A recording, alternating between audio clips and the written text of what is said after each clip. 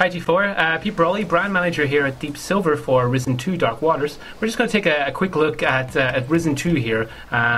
Take a look at some of the combat, some of our piratey aspects. We're going to kick off here, coming into the port of Antigua, home of the pirates. So let's just kick off and get started and see what piratey madness we can get up to. Okay, so now we're just going to take a walk into the city and see who we can meet along the way. Ain't nothing like it. So what we're doing here is we're actually on the hunt for a pirate known as Slane. He is in possession of an artifact that we need to continue our mission. So we're just going to have a little walk around and see where we can find him. We'll talk to this guy, Rick. No, I'm just borrowing it.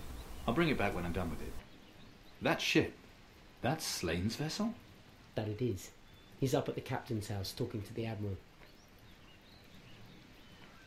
The captain's house?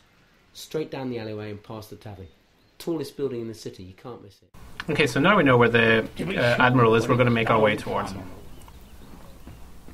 Well now. Now here we have found if it isn't the Slane. new captain. Looking a little green around the gills there, sport. I'm here to talk about an artifact. The sacrificial knife. My artifact, you mean? All right, let's talk. But not here. Better we speak aboard my vessel. Follow me. So Slane's had a bit of a falling out with the admiral at this point, and what he's going to tell us here is that he can't move the port until we've achieved a certain amount of missions here. So at this point, Slane has informed us that in order for him to bring us to the island where he has the sacrificial knife, he needs us to work with him on this. He needs us to talk to a few of the workers around the docks and see if we can help them out to break the embargo that the admiral has set on Slane's ship. So next, what the player will do is basically talk to a few of the inhabitants in the town here, basically trying to find out how we can help them, what the story is behind the embargo with Slane, and you know we can do this in a number of different ways. We can help each person in different ways. But let's take a look. Here we're coming up to a guy known as Miles, who's a water carrier. So at this point we're going to look at two options for getting rid of Butch. Butch has basically told the water carriers that they're not allowed to do any work as long as the embargo stays. So one option is we'll take a look is to do it forcefully. We'll talk to Slane. We'll talk to Butch, and we'll lead him away, and we'll take advantage of the situation. So this shows in Risen, there's lots of moments where you'll actually be able to tackle such a mission in different ways. So this is option one, of course.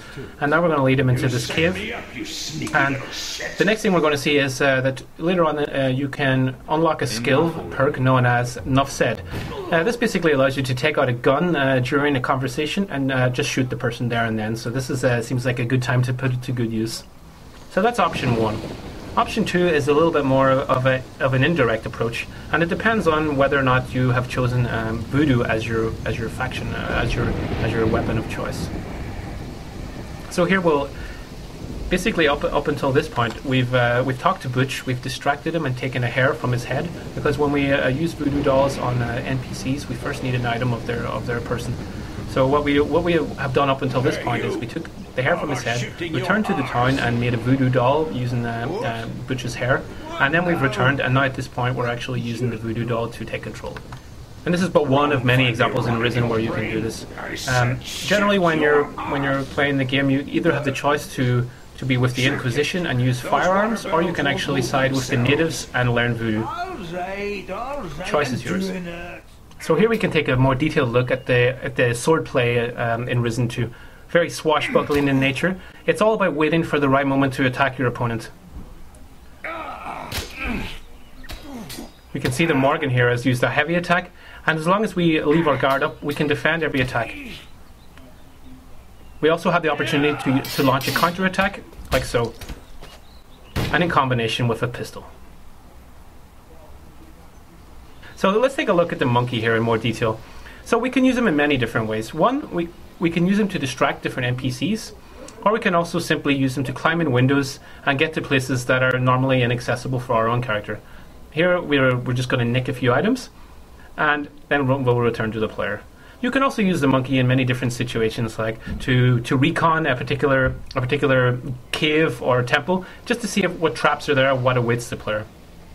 Here we'll have a look at the voodoo in action. This is one different type of a weapon that we have, known as the Power Scepter, and it allows us to target one enemy and force him to attack another. So here we have one pirate, and we're going to ask him to attack Henri here, the gunsmith.